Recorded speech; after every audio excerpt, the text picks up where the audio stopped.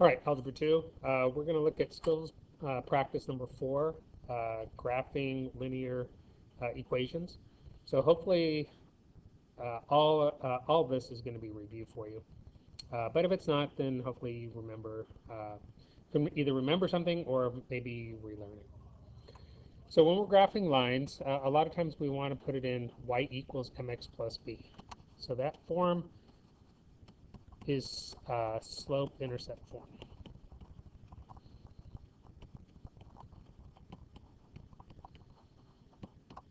All right, where m is the slope,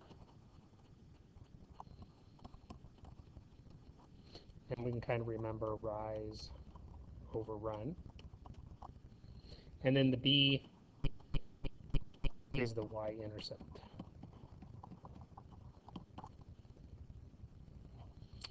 All right, so if our equation is not in y equals mx plus b, then a lot of times you can solve the equation for y to put it in that form.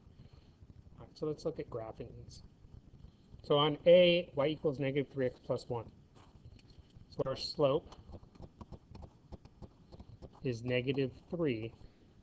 Now, if it's not a fraction, it's going to help to turn it into a fraction. So negative 3 can be rewritten as a fraction as just negative 3 over 1. And then our y-intercept is 1.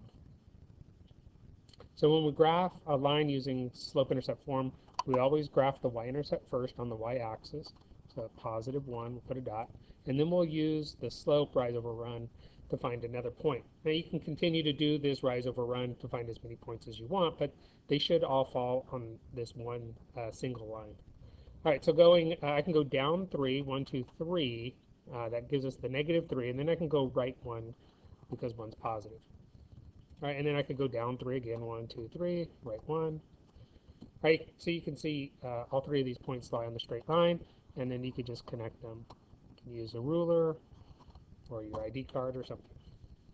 Now you could also, if you wanted to move the negative to the bottom, to the 1, make 3 positive, and you could go up 3 and then left 1.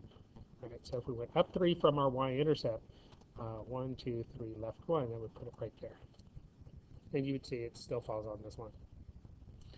All right, now b, 2x minus 3y equals 9. When x and y are on the same side, that's called standard form. And so we can put this in y equals mx plus b form by just moving things over to the right side. So first I'm going to subtract the 2x over it.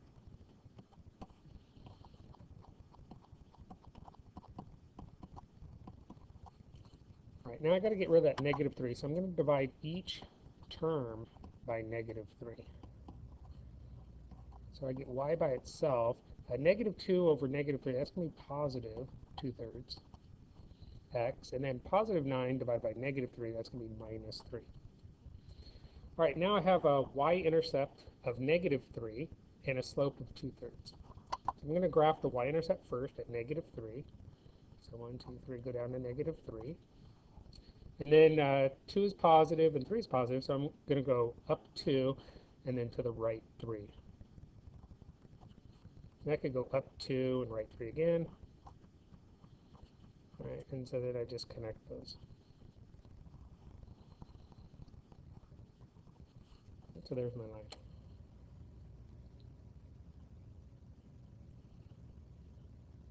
All right, now graphing linear equations using intercepts. So what you could do is if you were to make, let's say, an xy table, what we're going to do is put 0 for one variable. So we'll put it for x, and then we're also going to put 0 for the other variable for y. And so what we're doing is we're plugging 0 in for x and solving for y. All right, so plugging 0 in for x, 3 times 0 minus y equals negative 3. 3 times 0 is 0. Negative y equals negative 3. And divide by negative 1. So y equals positive 3. So this gives me a y-intercept of 0, 3, or just 3. So on the y-axis, we'll put a dot at positive 3. That's a 0, 3. Now we can do the same thing by plugging the 0 in for y and solving for x. So I'll do it right here. 3 times, it's 3x. 3x minus 0 equals negative 3. So negative 0, that's just gone. Divide by 3. X equals, divide by 3, not negative 3. So that's negative 1. So this has an x-intercept of negative 1, 0, or negative 1. So we put a dot at negative 1 on the x-axis. And you can see with those 2 points we can connect them with a straight line. So you're just putting 0 in for one variable, solving for the other. All right, so we can do the same thing for d. Again, this is just using the intercept method. So again, we put 0 in for x and 0 in for y.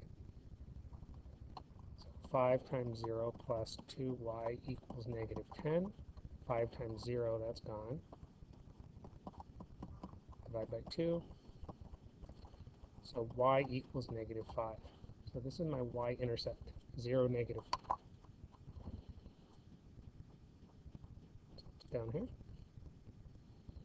And then we'll plug 0 in for y, solve for x.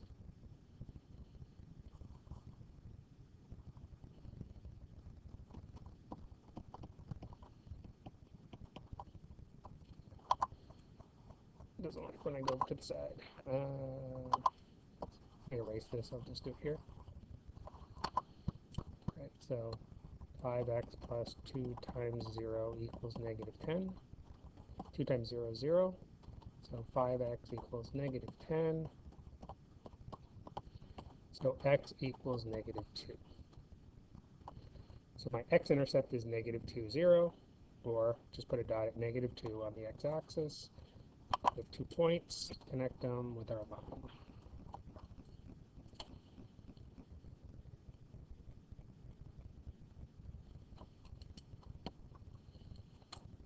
All right, so E and F, you can solve it either way, or graph it either way. Either use the slope-intercept form, or use the x and y intercepts to graph. All right, so if you use the slope-intercept, we would solve for y. So here we can subtract 2x.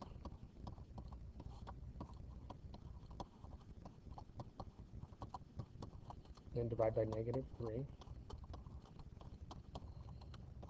So y equals positive 2/3 x plus positive 2/3.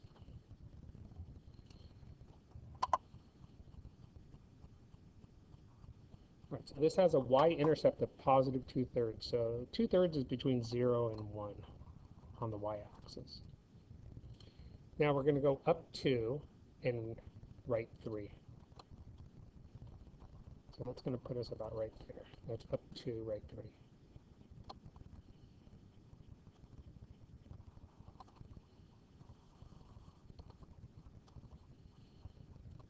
Right, and then F, I'll just use the intercepts on this one. Again, you could use either method. 0 for x, 0 for y. So 0 for x.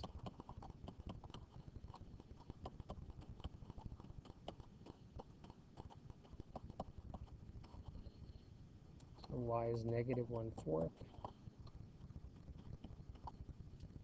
So negative 1/4 on the y is going to be down here between 0 and negative 1. And then put 0 in for y.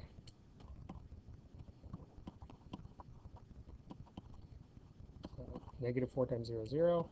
X equals 1.